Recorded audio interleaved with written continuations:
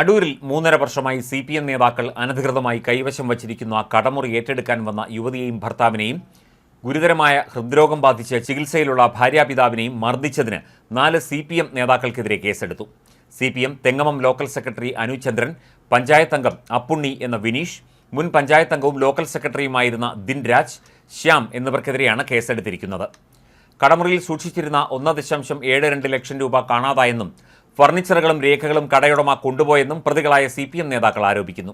ഉടമ അനധികൃതമായി പൂട്ടുപൊളിച്ച് അകത്ത് കടന്നുവെന്ന് കാട്ടി Thengamam agriculture farmers society secretary Dinraj പോലീസിൽ പരാതി നൽകിയിട്ടുണ്ട്. ഈ പരാതിയിന്മേൽ കെട്ടിടം ഉടമയെ അടക്കം പ്രതിയാക്കി കേസെടുക്കാനുള്ള നീക്കം CPM നിർദ്ദേശപ്രകാരം പോലീസ് നടത്തുന്നുണ്ട് എന്നാണ് ലഭിക്കുന്ന വിവരം.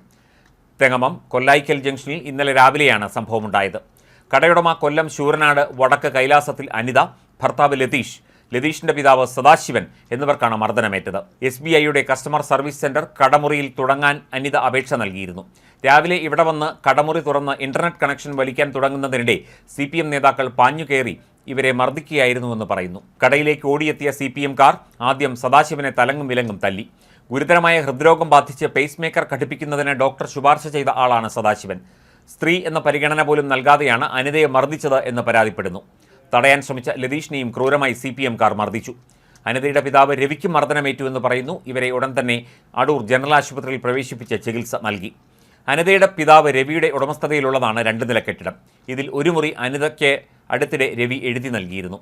ശേഷിച്ച കടമുറികളിൽ തുണിക്കട, ഫാൻസി സെന്റർ, ഫിനാൻസിയേഴ്സ് എന്നിവ പ്രവർത്തിക്കുന്നു. 1-ാം നിലയിൽ പൂർണ്ണമായും KSFE ശാഖാ ഓഫീസാണ് പ്രവർത്തിക്കുന്നത്.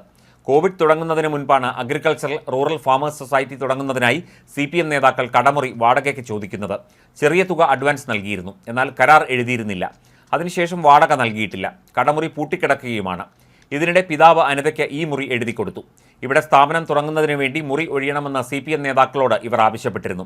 എന്നാൽ ഇവരുടെ ഭാഗത്തുനിന്ന് പ്രതികരണമൊന്നും ഉണ്ടായില്ല. തുടർന്ന് കഴിഞ്ഞ ദിവസം മുറിയുടെ മുന്നിൽ നിന്ന് ഫാമേഴ്സ് സൊസൈറ്റിയുടെ ബോർഡ് നീക്കം ചെയ്തു.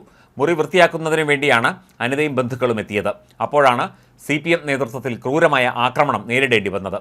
ഹൃദ്രോഗിയായ സദാശിവനാണ് ഏറ്റവും രൂക്ഷമായ മർദ്ദനം ഏറ്റത്. ഇദ്ദേഹത്തിൻ്റെ മൂക്ക് ഇടിച്ച് തകർത്തു.